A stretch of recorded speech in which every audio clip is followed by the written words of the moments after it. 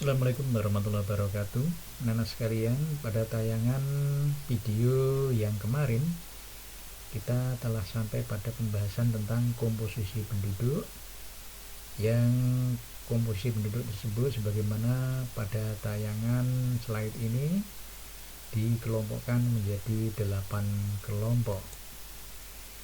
Kemudian selanjutnya pada slide berikut ini akan dibahas tentang urutan yang keempat yang membahas khusus pertumbuhan dan kualitas penduduk. Nah, pertumbuhan dan kualitas penduduk yang akan dibahas dalam pertumbuhan penduduk diantaranya adalah yang pertama, arti pertumbuhan itu sendiri. Apakah yang dimaksud dengan pertumbuhan penduduk? Pertumbuhan penduduk dapat diartikan sebagai keseimbangan yang dinamis antara kekuatan yang menambah dan mengurangi jumlah penduduk.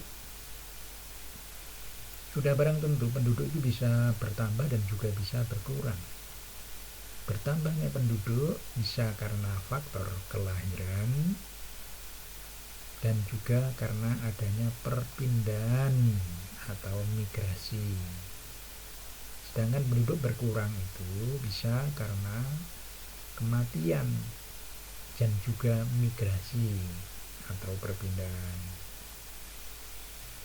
Kesimpulannya, arti dari pertumbuhan penduduk adalah keseimbangan dinamis antara kekuatan yang menambah dan mengurangi jumlah penduduk.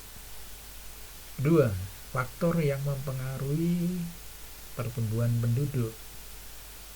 Ada 3 faktor. Yang pertama, kelahiran atau dalam bahasa lainnya disebut dengan natalitas. Natal artinya lahir. Yang kedua kalinya yang mempengaruhi pertumbuhan itu adalah kematian. Nama lainnya mortalitas. Dan yang ketiga yaitu migrasi atau perpindahan penduduk. Itulah 3 faktor yang mempengaruhi pertumbuhan penduduk. Kemudian berikutnya tentang tingkat pertumbuhan penduduk Indonesia.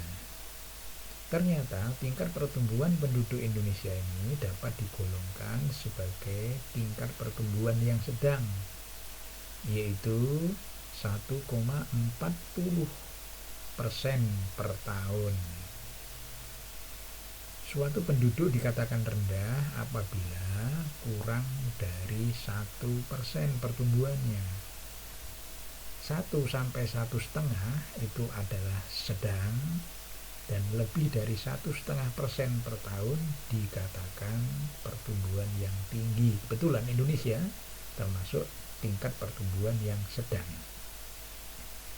Berikutnya dalam pertumbuhan ini dapat disebut bahwasanya ada pertumbuhan penduduk yang cepat.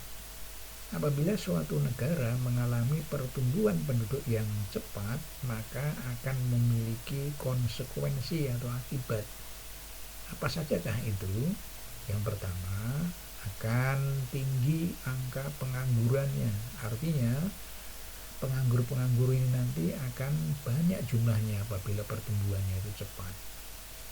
Yang kedua kalinya, persebarannya itu tidak merata antara wilayah yang satu dengan wilayah yang lainnya. Ada yang wilayah sangat padat seperti Indonesia ini, seperti Pulau Jawa, dan ada yang jarang seperti Papua. Yang ketiga, beban ketergantungannya itu tinggi. Artinya apa? Walaupun dia ini usianya produktif tapi masih menganggur. Yang keempat, terjadi adanya arus urbanisasi yang tinggi. Apakah itu urbanisasi? Anak-anak tahu sekalian? Nah, urbanisasi adalah perpindahan penduduk dari desa menuju ke kota. Itu adalah akibat yang keempat. Yang kelima itu menurunnya kualitas dan tingkat kesejahteraan. Demikianlah pertumbuhan penduduk yang cepat itu memiliki 5 akibat. Selanjutnya adalah tentang kualitas penduduk Indonesia. Nah, yang menjadi masalah kependudukan di Indonesia ini adalah mengenai kualitas. Kualitas itu nama lainnya adalah mutu, yaitu kualitas penduduk yang rendah itu disebabkan karena satu adalah sumber daya manusia yang masih rendah. Artinya tingkat pendidikan di Indonesia ini masih tergolong cukup memprihatinkan. Banyak di antara penduduk kita ini yang tidak lulus SD, tidak lulus SMP. Sehingga dengan demikian dapat disebut sumber daya manusianya ini masih tergolong rendah. Yang kedua, penduduk Indonesia ini tingkat kesehatannya pun juga masih tergolong rendah. Dengan diketemukannya angka kematian bayi yang masih relatif tinggi. Dua, masih rendahnya juga usia harapan hidup. Apakah usia harapan hidup itu adalah usia manusia semenjak lahir sampai meninggal dunia? Nah, orang Indonesia ini meninggal dunianya itu rata-rata pada umur 60 tahunan. Nah, jadi usia harapan hidupnya itu masih cukup rendah. Yang ketiga, mata pencaharian.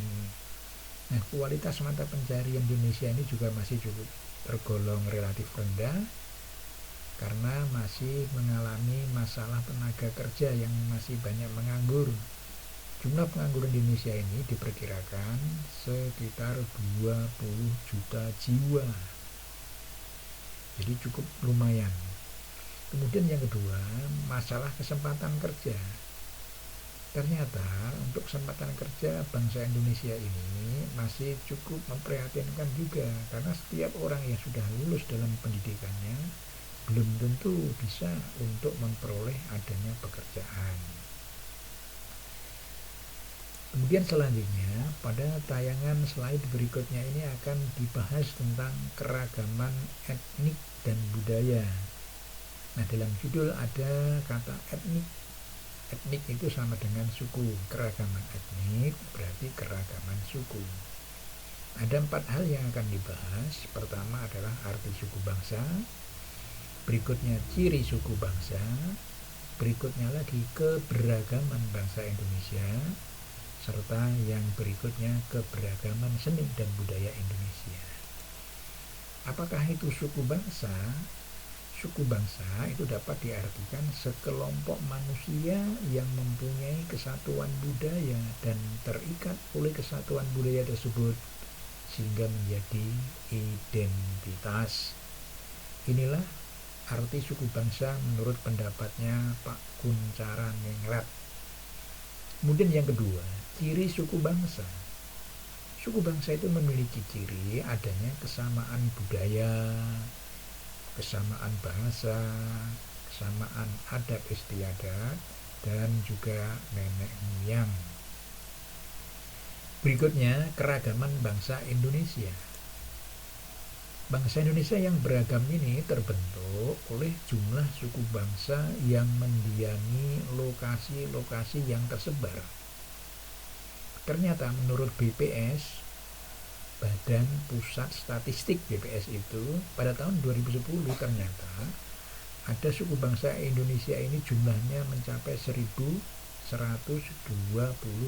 suku yang berbeda-beda antara satu dengan yang lainnya. Karena itulah bangsa Indonesia sering juga disebut sebagai bangsa yang beraneka ragam, atau juga ada yang menyebut dengan nama bangsa yang majemuk. Selanjutnya yang keempat, keberagaman seni dan budaya Indonesia. Dapat diketahui bahwa keragaman seni dan budaya Indonesia itu dari bentuk-bentuk berupa pakaian adat, lagu-lagu daerah, tarian daerah, rumah adat, serta upacara adat dan lain-lain.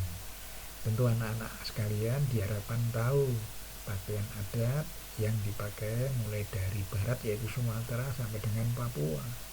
Juga lagu-lagu daerah baik dari Sumatera, Jawa, Kalimantan, Sulawesi hingga sampai ke Papua. Nah, demikianlah harapannya Dengan mengenal suku Yahudi dengan yang lainnya, kita dapat menjalin persatuan dan kesatuan bangsa. Demikianlah video pembelajaran kali ini, mudah-mudahan dapat menjadi hal yang dapat mempermudah menguasai materi yang nomor D tentang dinamika kependudukan Indonesia.